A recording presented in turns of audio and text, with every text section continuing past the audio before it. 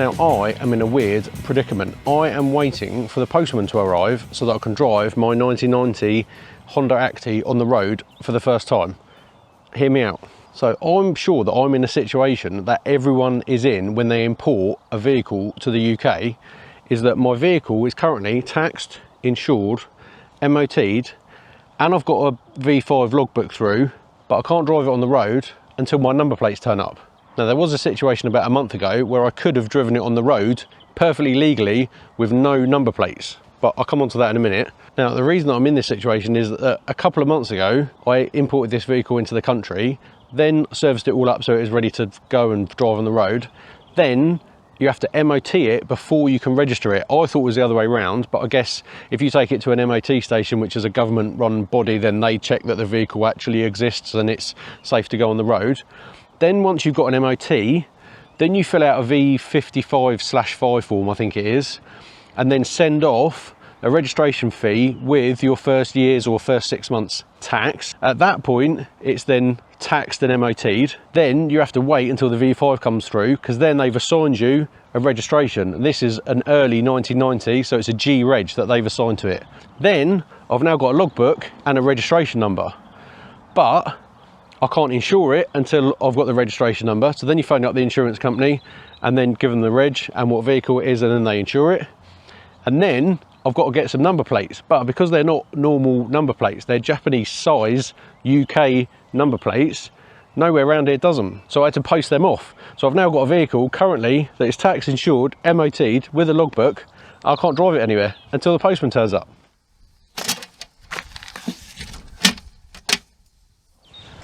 Oi oi. Here we go. Ta-da! Right, let's get them on.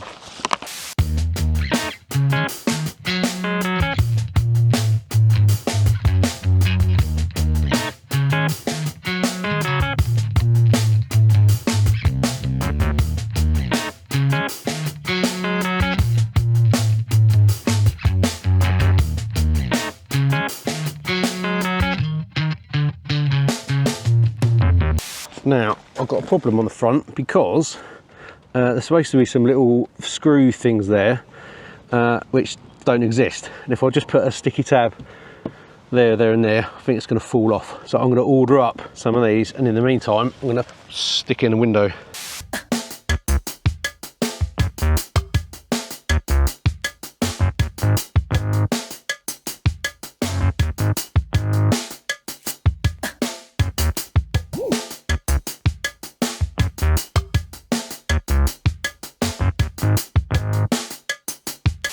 Right, for now the bit that I'm potentially been looking forward to the most, and also the most nervous about, for two reasons. One, I've serviced it all up myself. I've done cam belt, water pump, tensioner, idler, gearbox oil, engine oil, diff oil, oil filter, air filter, fuel filter, cabin filter, all the belts. So I'm worried it's going to break down. It seems to run like a sewing machine, but I think it's all right. My main worry is that I've been looking forward to driving it for so long. Once I get it out on the road, it's going to be dreadful. I appreciate it's not going to be speedy or anything like that, but I'm hoping it's going to put a smile on my face. I'm going to pump the tyres up first because they look a bit soft, and then we're going to get out on the road. 5 minutes later. Right. Oh my days. I hope this is good. Oh, it just ticks over so low because it's a little 3-cylinder. Oh, there's loads of headroom in here. Oh, there's a loss of play in the gears. Oh, I've really, I'm worried and excited at the same time.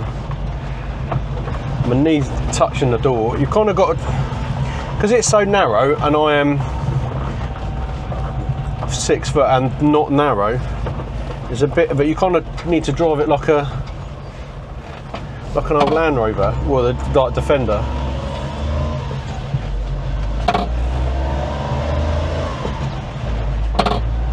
Speaking of which, I feel like this is what it's going to be like.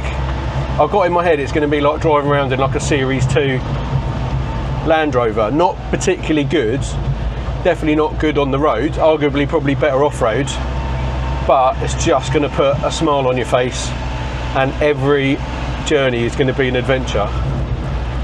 Oh, it's great through these little roads. It's so narrow. Literally, that's the door, the other side. It's the Caterham of trucks. Oh, brakes are good.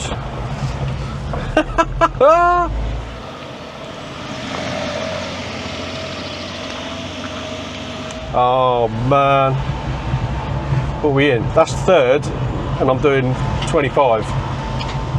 So it's the opposite of a Porsche gearbox then. Oh, it runs like a sewing machine. I'm hoping it continues to run like a sewing machine. It's done 41,000 Ks, which is about 25,000 miles, 26,000 miles. So it should do, but it's 1990, it's 35 years old. Just a little bit older than me. Oh, this is brilliant. Like, genuinely, I've done a mile in it, and I thought it was going to be like, oh no, what have I done? But actually, it's amazing. Yep, everyone stares at you. That guy just laughed. I've noticed it around the farm, it just did it on that corner. The inside wheel like scrabbles up, kind of like a lock diff, like you get on like a drift car. Oh, it's great driving down these narrow roads. You don't have to like move over at all. You got this, like, I've got all of my lane and then some. I keep looking at, yeah, no, when I said I was doing 25, that's 25 Ks.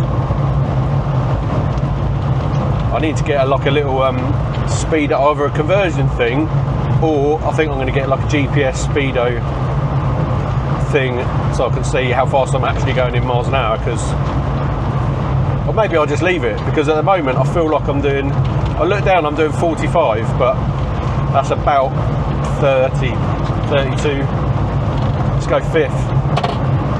Oh, this is genuinely brilliant. It's actually quite comfortable. Seat is a bit of lumbar support. The headrest is like about there. Oh, it's so stupid, it's brilliant. If that makes sense. It's like the opposite of something that's really, really, really fun and fast and whatever. It is like slow, and no, it's not the opposite of fun. It is quintessentially fun, but it is the opposite of fast, and I want to say the opposite of engaging, but it's really engaging. It's got no power steering.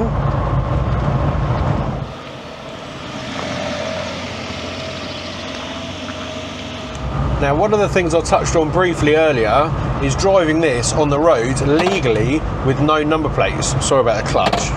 Now, it's a bit of a weird one, but it goes back to having to get an MOT on this before you can get it registered, which means that you need to get it to an MOT station, and not everyone's got a trailer. So as long as it's insured, you can drive it to and from an MOT with no number plates. Now, I was trying to get that sorted, but it's really difficult to get a vehicle insured that hasn't got a registration number. A couple of insurance companies, I think Adrian Flux is one of them, will insure a vehicle on the VIN number, but the company that I've insured this with, which is NFU Mutual, because we've got a farm policy, so I've just stuck it on a farm policy, they would only insure it once it had a registration number. I found out the other day when I was working on my MX-5, the cigarette lighter socket is live all the time, even when the key's off, which is really handy for charging my phone. Let's go this way. That's come up to temperature as well, because that was the other thing. I'm just gonna, oh, indicators are the wrong side. I've just looked to where my microphone is, so I'm actually just gonna, so that I don't get the seatbelt rubbing on it. I thought my knees are going to be up around the side of the steering wheel, which they are a little bit, but not bad. Literally, like, this is like the width of it is where I am. Like, modern cars have got all like the crumple zones and big thick door cards and all that sort of stuff. That's the outside, and that's the outside of the other side. Oh, I just want to go and get some stuff to put in the back now. Oh, this is such good fun.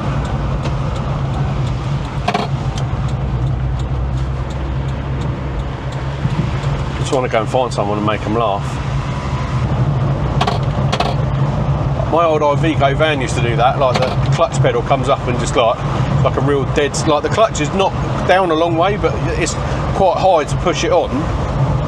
That's fourth. See, I'm cruising in fourth most of the time, which is good, because some of them top out in fifth at like 30 miles an hour.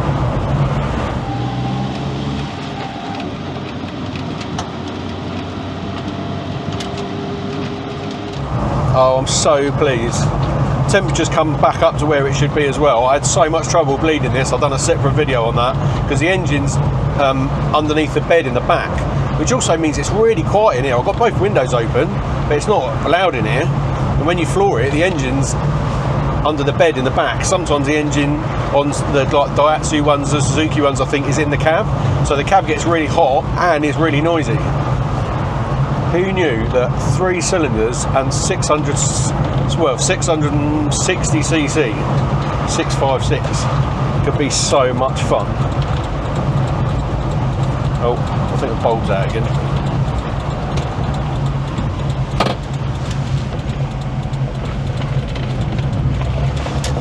Oh, it's really comfy.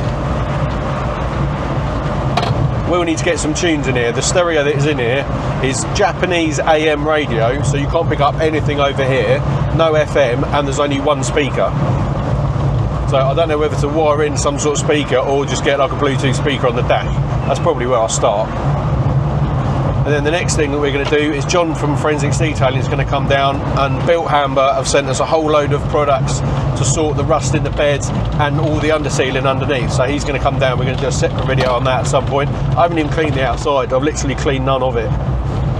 But I have done a full service on it, everything, including the cam belt, which I'd never done before. I was a bit nervous about it, but it's all fine. But it seems to be fine. And I just want to drive this everywhere. Probably not on any long journeys for now, or maybe ever. Definitely not any track days. There's a reasonable hill. Even in fourth, it's still pulling. When you floor it, it doesn't seem to like pick up that fast, but then if you change up a gear, it still seems to pick up at the same speed. Let's go fifth. It still pulls.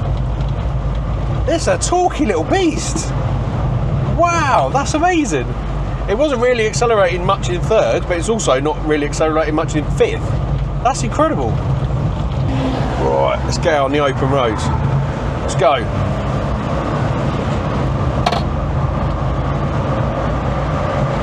"50Ks, 55, 60. Oh, it's wobbly. 70Ks, 75Ks, 80Ks. Every time you move the wheel, it wanders. But it's not floating around, but as soon as you change, it kind of turns, and the whole, you can feel the whole thing like compressing. That's amazing. But that's not what it's built for. It's built for pottering around.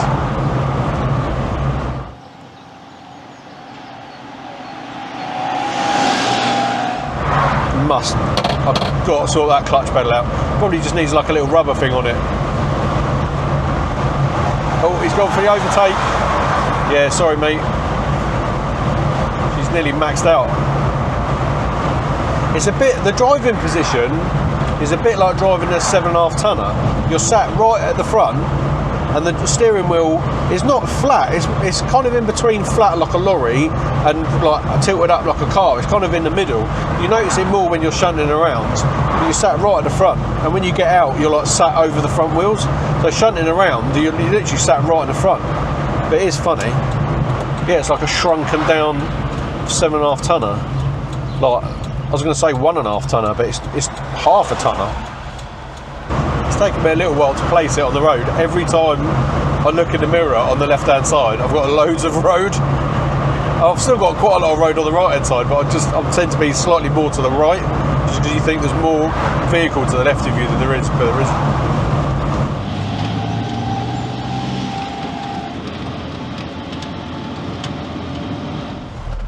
Green light. Oh, as soon as I shut the window, it gets really warm in here. I've got the heater going, but because the cab's so tiny, it just heats up instantly. Yeah, I've just overtaken a Porsche. was slowing down for a slip road, admittedly.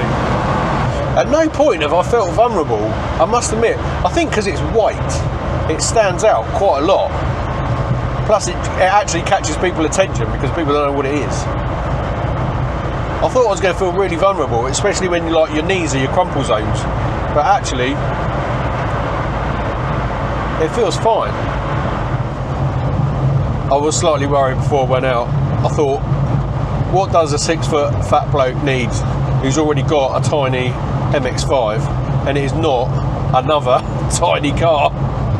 But actually, genuinely, I'm loving it. I was just at my mate's pub. We're going to go pop in and go and show him. I'm sure he's going to laugh. We'll probably go out for a little drive in it.